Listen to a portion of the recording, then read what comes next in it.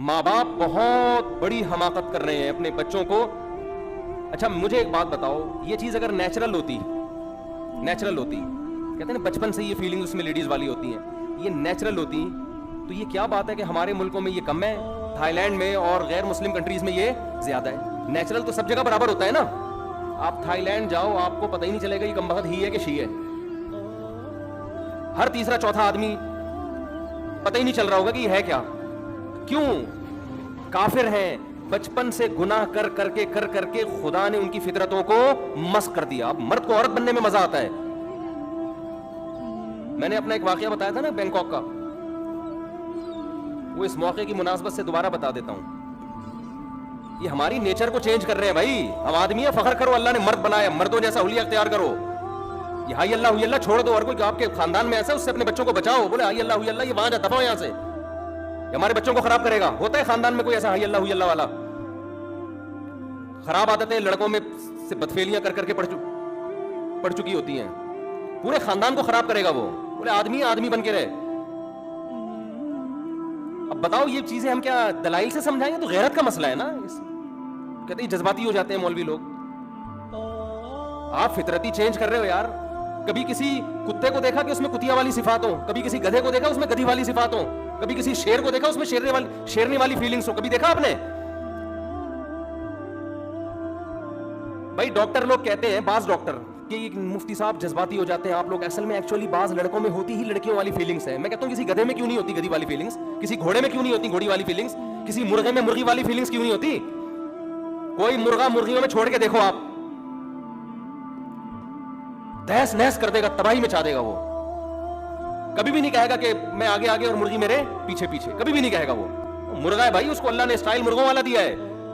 ببر شیر میں کبھی دیکھا؟ میں ڈاکٹروں سے مخاطب ہوں اس وقت جو کہتے ہیں بیچارہ اس میں فیلنگ لیڈیز والی ہے. وہ بیچارہ نہیں ہے, یہ الو کا پٹھا ہے. یہ معاشرے کو برباد کر رہا ہے. حکومت کو چاہیے اس کو پکڑ کے چترال لگائے, بولے انسان کا بچہ پر مرد بنائے, مرد بن کے گھوم. یہ کیا ساڑیاں اور لپسٹک لگا کے گھوم رہے ہیں؟ فیس بک پہ دیکھ لو نا. ابھی خدا نے تمہیں مرد بنایا تھا, تم لپسٹک پاؤڈر لگا کے عورت بن کے فیس بک کے ماحول کو خراب کر رہے ہو.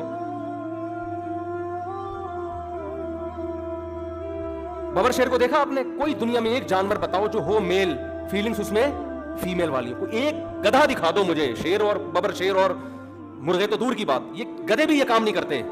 گدھا ہے اس کا مطلب فیلنگ کون سی ہے؟ میل والی. مرغا ہے تو فیلنگز کون سی ہوں گی؟ میل والی ہوں گی اس کے اندر.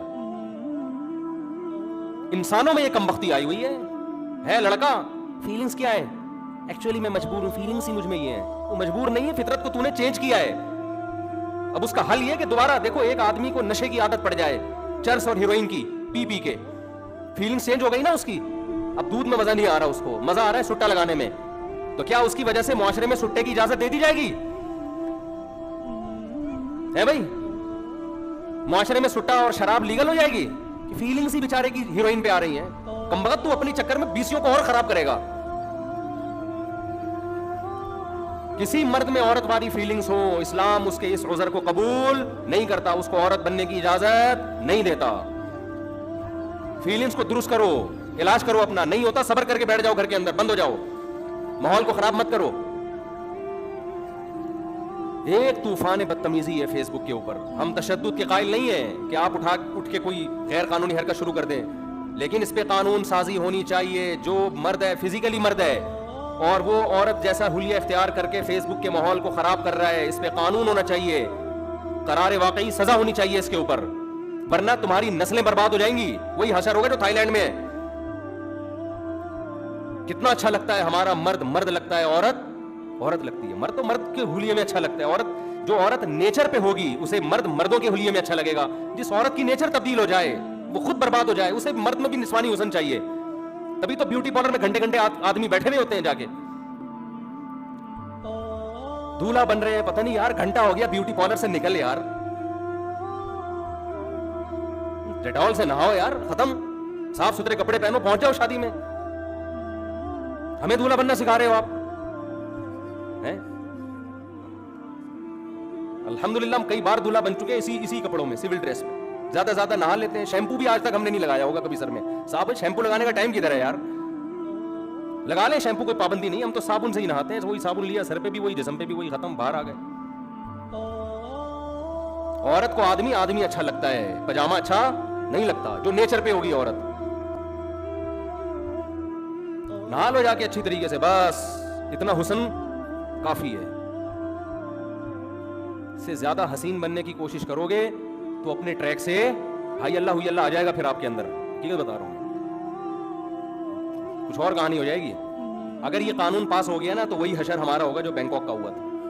ہم کہیں تفریح کے لیے گئے, وہ بینکاک میں ہے نا ماشاءاللہ, وہاں جنگل بڑے بڑے ہیں, تو وہاں ہم کیمپنگ کے لیے گئے. مغرب کے بعد کیمپ لگایا, بکرا کٹا, لڑکے تھے ڈیفینس کے, اللہ انہیں جزائے خیر دے, وہیں کے مقامی ہیں. تو گھومنے پھرنے گئے, کڑھائی وڑائی پکا رہے ہیں, پتنی بکرا کٹا تھا یا یہیں سے گوشت لے کر, واللہ والا مجھے یاد نہیں ابھی. وہاں تو کاٹنا, ان کے سامنے بکرا کاٹ دو وہ ایسے بھی ہو جاتے ہیں. تو مجھے شوق ہے تھوڑا سا کلچر کو دیکھنے کا. میں نے تو ان لوگوں سے کہا ان کے گھروں میں مجھے لے کے جاؤ, یہ رہتے کیسے ہیں, ان کا فیملی سسٹم کیسا ہے. تو جنگل تو ہر جگہ ہی دیکھ لیتا ہے نا آدمی. تو وہاں میں نے کہا کیمپنگ, لوگوں نے وہیں کے تھائی لینڈ کے مقامی لوگوں نے کیمپ لگائے ہوئے ہیں, تو میں ذرا جا کے دیکھتا ہوں, ان لوگوں سے فیملیوں سے ملتا ہوں. تو ہمارے قریب ترین کیمپ میں 2 خاتون بیٹھی ہوئی اور وہ فش پکا رہی تھی. میں نے 2-3 دوستوں کو لیا, میں نے کہا چلو ان سے جا کے انٹرویو لیتے ہیں. پراپر ڈریس میں تھی وہ, لوگ اس پہ وہ بنا لیتے ہیں, لوگ لیڈیز کے پاس جا رہے ہیں. 2 لیڈیز بیٹھی ہوئی ہیں, میں نے کہا تھوڑا ان سے انٹرویو لیتے ہیں. اور وہ تھائی زبان, ایک ساتھی ہمارے تھائی بھی جانتے تھے, اردو بھی جانتے تھے, ان کو لے گیا. میں کہ یار جو میں کہوں وہ تھائی میں ترجمہ کرنا.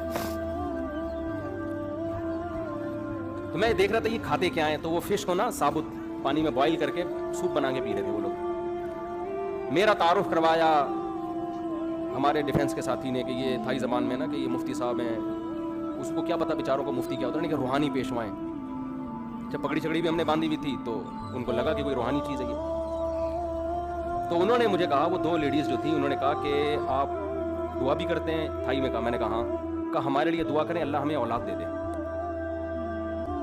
میں نے کہا 2 لیڈیز ہیں, ان دونوں کی اولاد نہیں ہوگی, پتہ نہیں ایک کا شوہر کہاں ہوگا, تو شاید دونوں کو نہیں چاہیے. میں نے کہا آپ دونوں کے ساتھ مسئلہ ہی ہے. انہوں نے کہا ہم دونوں میاں بیوی ہیں. میں نے ساتھی سے کہا اس لیے تو اولاد نہیں ہو رہی, اسی لیے تو پتہ ہی نہیں چل رہا کم وقتوں میں میاں کون سا ہے اور بیوی کون سا. یہ حشر آپ کا ہونے والا ہے اگر یہ قانون پاس ہو گیا. فیوچر میں ہماری نسلیں ایسی ہوں گی. پشاور جاؤ, مزہ آتا ہے یار, پٹھانوں کو دیکھ کے ہو, مرد مرد لگتے ہیں ٹائٹ. باقیوں کا مطلب یہ نہیں کہ وہ نہیں لگتے, وہ بھی لگتے ہیں. کسی قوم کا مذاق اڑانا مقصد نہیں ہے, سارے ہی مرد ہیں. وہاں ذرا زیادہ احساس ہوتا ہے, کھڑ تکڑ چڑھ پشتوں میں گڑے گڑے کی آواز آ رہی ہوتی ہے, یعنی لینگویج سے بھی مرد لگ رہے ہوتے ہیں. تو شکر کرو میرے بھائی, اللہ نے ہمیں اسلام دیا ہے, ہمیں پتہ ہے, کنفیوژن نہیں ہے کہ ہم کیا ہیں. آدمی کا مطلب ہمارے یہاں کیا ہوتا ہے, آدمی. لیڈیز کا مطلب کیا ہوتا ہے. اللہ نے عورت کی صفت بیان کی, اومن ينشأ في الحلیہ وهو في الخصام غیر مبین. زیورات میں پلتی ہے, یہ عورت کی نیچر ہے, اس پہ اچھا لگتا ہے, یہ اس کو جانے دو بیوٹی پارلر. یہ مردوں کے کام